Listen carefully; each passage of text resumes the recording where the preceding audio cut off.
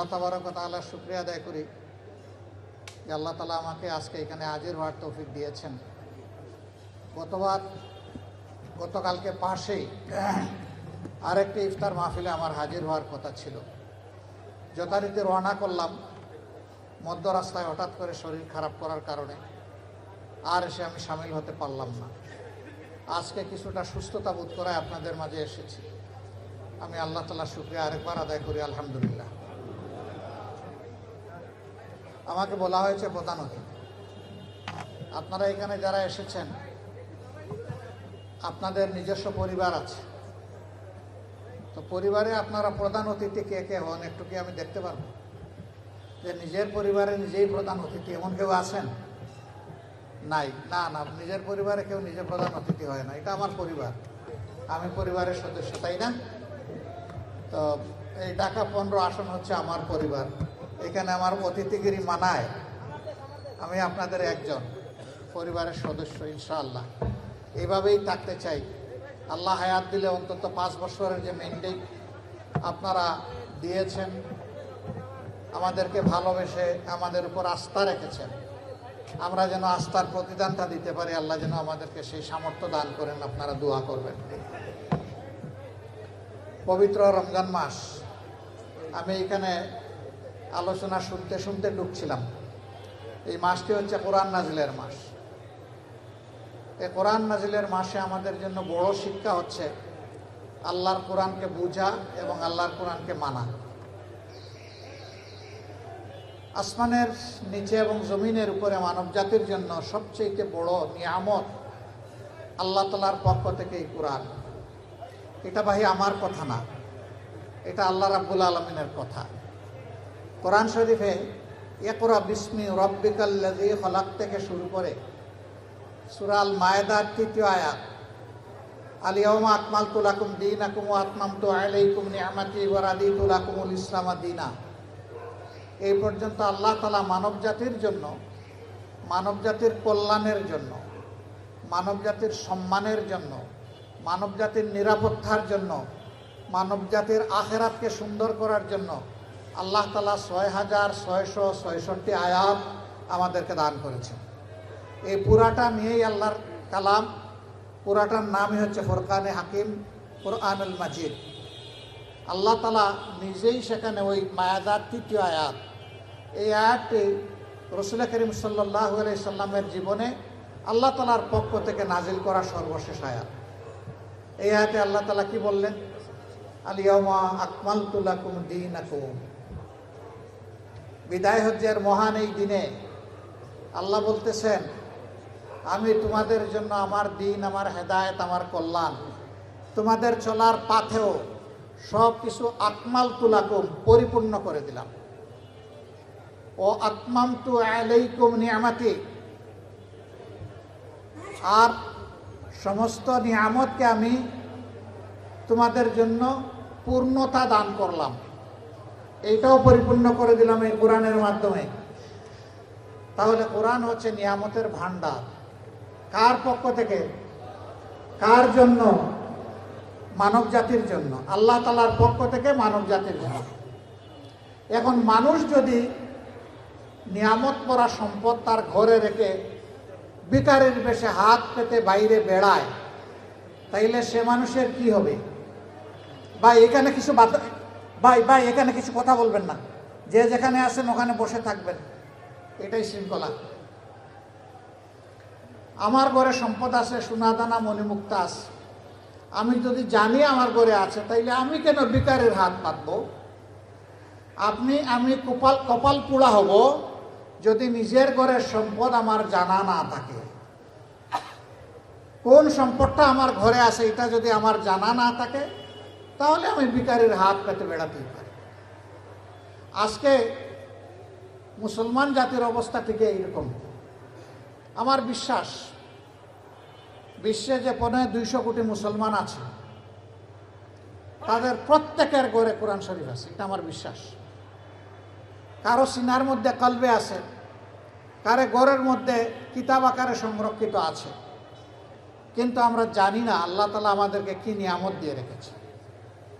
কোরআন এমন একটা নিয়ামত এই নিয়ামত ব্যক্তি থেকে শুরু করে আন্তর্জাতিক পরিমণ্ডল পর্যন্ত আল্লাহর কসম, মানুষের জীবনের এমন কোনো প্রশ্ন, এমন কোনো জিজ্ঞাসা, এমন কোনো প্রয়োজন, এমন কোনো সমস্যা নেই যার সমাধান আল্লাহ তাআলা কোরআনে হাকিমে দেন নাই।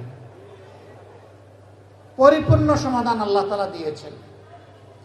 যতদিন মানবজাতি কোরআনের নেতৃত্ব দুনিয়ায় পেয়েছে, মানবজাতি ছিল সত্যিকার অর্থেই মানবজাতি, সম্মানের জাতি, পরস্পরের জন্য কল্যাণকামী, দুরাচারী, দুঃসাহসী, সীমালঙ্ঘনকারী ছিল না। কিন্তু কোরআনের শিক্ষা থেকে মানুষ যখন সরে গিয়েছে, তখন এই জায়গাটা অন্য কিছু দখল করে নিয়েছে। তখনই মানব সমাজে বিপর্যয় এবং অশান্তি নেমে এসেছে। এই বাংলাদেশ তার বাইরে নয়। এইখানে শতকরা ৯১% মুসলমান আমরা বসবাস করি। ৯১% মুসলমান বসবাস করি বলে বাকি ৯% যারা আছেন তাদের উপর কোনো ধরনের দুঃশাসন চাপিয়ে দেওয়ার অধিকার কোনো মুসলমানের নেই। বরঞ্চ ১০০% মানুষের উপরে সুশাসন নিশ্চিত করার দায়িত্ব হচ্ছে মুসলমানদের। এই জন্য জুমার নামাজে যখন যান, প্রতিদিন জুমার খুতবায় ইমাম সাহেব আমাদেরকে সেই আয়াতটি স্মরণ করে দেন, ইন্নাল্লাহা ইয়া'মুরুকুম বিল আদলি ওয়াল ইহসান ওয়া ইতাই যিল কুরবা ওয়া ইয়ানহা আনিল ফাহশাই ওয়াল মুনকার। এই আয়াতটা স্মরণ করে দেন। কি বলেন সেখানে? যে আল্লাহ তোমাদেরকে হুকুম দিচ্ছেন, নির্দেশ দিচ্ছেন, তোমরা সমাজে ন্যায় বিচার কায়েম করো এবং পরস্পরের প্রতি তোমরা সহানুভূতির, শ্রদ্ধাশীল হও। তোমরা আপনজনদেরকে যার যার পাওনাটা ঠিক মতো সমঝে দাও। তোমরা সব ধরনের মুনকার কাজ, চিজি আইসক্রিমের সাথে ভেলভেটি কেকের মিশ্রণে পোলার রেড ভেলভেট আইসক্রিম, মন ভালো থাক। অন্যায় কাজের বিরোধী হয়ে দাঁড়াও। তোমরা সব ধরনের অশ্লীলতা, মাদকতা, বেহায়াপনা থেকে সমাজটাকে মুক্ত করো। এটা কি আমি বললাম না আল্লাহর হুকুম? এই কয়টা কাজ সমাজে বন্ধ হোক, দেখেন এই সমাজটা সোনালী সমাজ হইতে আর বাকি থাকে কিনা। এই সমাজটা সোনালী সমাজ হয়ে যাবে। ৫৪ বছর স্বাধীনতার পর মানুষ পালাক্রমে অনেক দল, অনেক আদর্শ দেখেছে, কিন্তু ইসলামী দল এবং ইসলামী আদর্শ সরকার গঠনের পর্যায়ে মানুষ দেখে নাই। এবার মানুষের বড় আকাঙ্ক্ষা ছিল একটা পরিবর্তন। বিশেষ করে যুব সমাজ, তারা একটা পরিবর্তন চেয়েছিল। হ্যাঁ, পরিবর্তনের পক্ষেই জনগণ অবস্থান নিয়ে ভোট দিয়েছে। বলবেন ভোট দিলে তাইলে আপনারা সরকার গঠন করলেন না কেন? এটা তো ঠিকই, এই প্রশ্ন তো যথার্থ প্রশ্ন। আবার জিজ্ঞেস করবেন ভোট যে দিছে তার প্রমাণ কি? ভোট দিছে তার প্রমাণ হলো, আমরা জনগণকে বলেছিলাম আমরা সংস্কার চাই, আমরা নতুন বাংলাদেশ চাই, আমরা নতুন রাজনীতি চাই, আমরা পরিবর্তন চাই। এই চাইয়ের পক্ষে যারা আছেন তারা হা ভোট দিবেন। ৬৯% জনগণ হা ভোট দিয়েছে। এইটাই তার প্রমাণ। যারা এখন ক্ষমতায় আছেন তারা বলেছেন তারা না ভোট দিবেন, তারা না ভোট দিয়েছেন। এইটাই প্রমাণ তারা সংখ্যাগরিষ্ঠ মানুষের ভালোবাসা এবং ভোট পান নাই। বিভিন্ন কায়দায় সেই ভোট নেওয়া হয়েছে। আমরা কায়দাগুলো এবার ভালো করে রপ্ত করেছি, চিনে নিয়েছি। আগামীবার সকল ঘাটে শক্ত পাহাড় আমরা সবাই মিলে দেবো ইনশাআল্লাহ। নারী পুরুষ সবাই মিলে দেব। আমাদের অধিকার আর কাউকে কেড়ে নিতে দেব না। এবার প্রশ্ন করতে পারেন, আপনারা যদি তাই বিশ্বাস করেন তাহলে শপথ নিয়ে আপনারা আবার সংসদে গেলেন কেন? হ্যাঁ, আমরা আপনাদের ভোটের যেটুকু মর্যাদা স্বীকৃতি হয়েছে তার অমর্যাদা আমরা করতে পারি না। আমরা সংসদে গিয়ে আমাদের পক্ষে কথা বলবো না, ইনশাআল্লাহ জনগণের পক্ষে কথা বলবো এবং আপনাদের অধিকার আদায় করে ছাড়ার চেষ্টা করব। কিছু লক্ষণ ভালো, যে কেউ ভালো কাজ করে আমরা তাকে ধন্যবাদ দেব। আমরা সবার আগে বলেছিলাম আমাদের এমপি মন্ত্রী কেউ হলে সরকারি প্লট নিবে না, বিনা ট্যাক্সের গাড়ি আমরা চড়ব না। আলহামদুলিল্লাহ আমাদের রাস্তা ধরে সরকারি দল একই ঘোষণা দিয়েছে, তাদেরকে অভিনন্দন। আমরা বলেছিলাম প্রবাসী রেমিটেন্স যোদ্ধারা মারা যাওয়ার পরে তাদের লাশ নিয়ে আর টানাটানি ঠেলাঠেলি হবে না। আমরা সম্মানের সাথে রাষ্ট্রীয় দায়িত্ব এবং খরচে আমাদের ঘাড়ের উপর তাদের পবিত্র লাশ বাংলাদেশে নিয়ে আসব। বর্তমান সরকার একই ঘোষণা দিয়েছে, তাদেরকে অভিনন্দন। আমরা সরকারকে বলবো, মানুষের সবচেয়ে বড় অধিকার, ভোটের অধিকার, এটা হরণ করা হয়েছে, আগামীতে এটা যেন হরণ করা না হয়। তারা যদি এইটা হরণের পথ থেকে সরে আসেন, আমরা তাদেরকে আরেকবার অভিনন্দন জানাবো। হ্যাঁ, জনগণের ভোটে তারা যদি 100% ভোট পেয়ে নির্বাচিত হয়ে যান, তখনও তাদেরকে আমরা অভিনন্দন জানাবো। কিন্তু ইঞ্জিনিয়ারিং করে, কায়দা করে, ইলেকট্রিসিটি বন্ধ করে দিয়ে আপনাদের পাশে ঘটেছে বাসন থেকে কারেন্ট বন্ধ করে দেওয়া হয়েছে, নয়েজ করা হয়েছে। আমরা এগুলো আর দেখতে চাই না। দেশের বহু জায়গায় গায়ের জোর খাটিয়ে আমাদের এজেন্টদেরকে বের করে দেওয়া হয়েছে।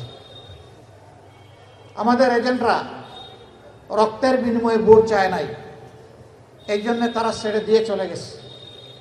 আগামীতে মানুষের ভোটের অধিকারের পক্ষে জীবনের বিনিময়ে হলে আমরা দাঁড়িয়ে যাব ইনশাআল্লাহ। আপনারা দোয়া করবেন। অনেকে শরিয়ার শাসন শুনলে ভয় পান। আমি বলি, আমরা যাকে আইন বলি, ইংলিশে তাকে ল বলে, আরবিতে তাকে শরিয়া বলে। তো আইন ছাড়া কি কোনো দেশ চলবে নাকি? দেশের জন্য তো একটা আইন লাগবেই। সেই আইনটা হতে হবে সবচেয়ে ভালো আইন। সবচেয়ে ভালো আইন যখন হবে, তখন ভালো শাসন, সুশাসন দেশে আসবে। আইন মন্দ থাকলে সুশাসন কখনো আসবে না। এই পবিত্র রমজানের মাসে আমরা সরকারি দলের প্রতি আরেকটা আহ্বান জানাই, কমপক্ষে চাঁদাবাজিটা বন্ধ করে। আরেকটা বড় অভিনন্দন জানাবো, কিন্তু যদি বন্ধ না করেন, আমরা জনগণকে সাথে নিয়ে প্রতিরোধ গড়ে তুলব ইনশাআল্লাহ। আমি আজকে ঘোষণা দিচ্ছি, এই 15 আসনে যারা চাঁদার জ্বালায় অতিষ্ঠ চাঁদা দিচ্ছেন, তারা দিবেন না, এখন থেকে অস্বীকার করা শুরু করেন। কোনো জায়গায় বাধা দিলে আমাদেরকে ডাক দিবেন, আমরা এসে আপনাদের পাশে দাঁড়িয়ে যাব। সবাই মিলে আমরা একসাথে ফাইট করবো ইনশাআল্লাহ। কি শুরু করতে হবে আপনাদের জায়গা থেকে। নীরবে দিয়ে যদি স্বীকার না করেন, ভাই আমরা তো কিছু করতে পারবো না। প্রতিরোধ, প্রথমে প্রতিবাদ, তারপরে প্রতিরোধ ইনশাআল্লাহ। আমরা এইভাবেই চালিয়ে যাব। সম্মানিত বন্ধুগণ, আমি কথা দিয়েছিলাম যে আমরা নির্বাচিত হলে এখানে সবাই মিলে পরামর্শ করে এই আসনের সমস্যাগুলো ইনশাআল্লাহ আমরা দূর করব। আমি কথা দিয়েছিলাম, যদি বাংলাদেশে সরকার গঠনের সুযোগ আমরা পাই, তাহলে সারা দেশে একই কাজ করব। আমি কথা বলেছিলাম যে মাসে একদিন আপনাদের সরাসরি মুখোমুখি হব, আপনাদের কথা শুনবো, আপনাদের প্রশ্ন শুনবো, আপনাদের সমালোচনা শুনবো, আপনাদের পরামর্শ শুনবো। সব শুনে আমরা পরবর্তী কর্মপন্থা আমরা নির্ধারণ করব। ভুল করলে সরি বলবো, ভালো করলে আপনাদের কৃতজ্ঞতা আদায় করব। ওই ভালোটা আপনারা ভোট দিয়েছিলেন বলে আমরা করতে পারছি না, ওইলে আমরা পারতাম না। এটা আপনাদের হক, আপনাদের কাছে কৃতজ্ঞ থাকা আমাদের দায়িত্ব।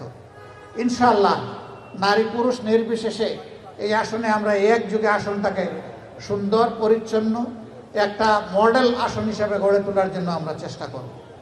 আপনারা যেমন পাশে ছিলেন তেমন পাশে থাকবেন, আমাদের জন্য দোয়া করবেন। আমরা যেন অনাচার, অন্যায়, দুর্নীতির সাথে নিজেরাই জড়িয়ে না পড়ি, আমাদের একজন সমর্থকে যেন জড়িয়ে না পড়ে।